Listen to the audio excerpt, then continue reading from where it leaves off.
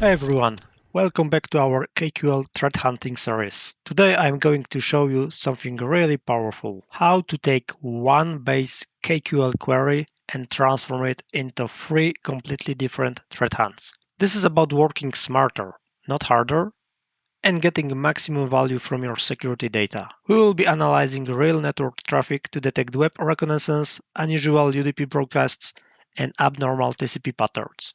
So let's dive in.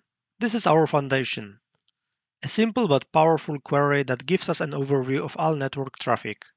Let's have a look what it does. We are looking at a specific hour-and-a-half window, aggregating by source IP, destination IP, port, and protocol. Key metrics, total bytes, send received, packet counts, connections, and duration. This gives us a baseline, so understanding of what normal looks like in our environment. But the real power comes when we specialize this query for the specific threat hunting scenarios. Now watch how we transfer our base query into first hunt, so detecting web reconnaissance. Attackers often scan web applications before attacking them. Here's what we have changed. First, filter to HTTP traffic, so only TCP on port 80 or service HTTP. Added recon specific metrics, so counting unique targets and ports. Time-based grouping, looking at activity in 30-minute windows. Added thresholds, more than 5 HTTP requests from a single source.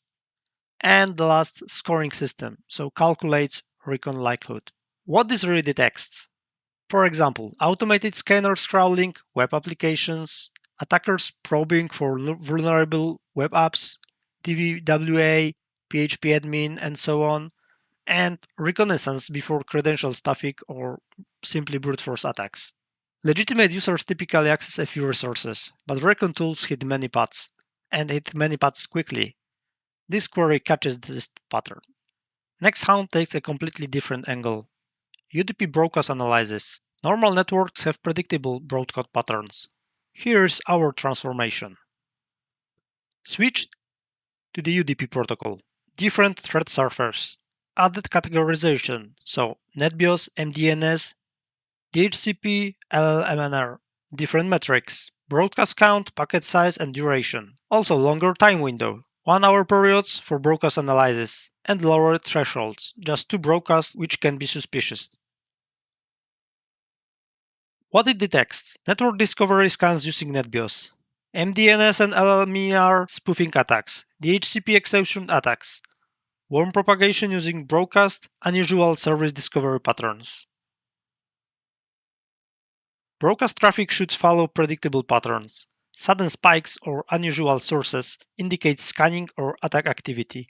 Finally, hunt number 3. This one looks like TCP session behaviors. This is about connection quality and patterns. Here we have risk scoring system, so weights different suspicious behavior, behavioral analysis, so connection, duration, data volume and states, and service anomalies. HTTP with tiny responses, unknown service with data. Also the pattern detection, so port scanning, rapid connections, short-lived sessions.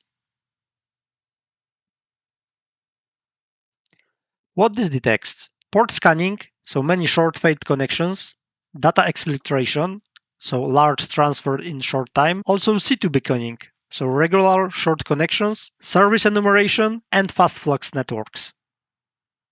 Legitimate connections have predictable duration and data patterns. Malicious activity often shows as statistical outliers. To summarize, start with the base, understand your data structure, filter for the threat, so TCP for the web, UDP for the broadcast. Add threat-specific logic, recon scoring, broadcast categorizing, or risk scoring. Add use time window. Set appropriate thresholds, so based on what's suspicious for each protocol. And add a contextual output, so clear alerts with investigation nodes. This approach gives you consistency, so same base structure, efficiency, build once, adapt many times, and maintainable, easy to update thresholds. Also the scalability. And that's how you create 3 powerful threat hunts from one base KQL query.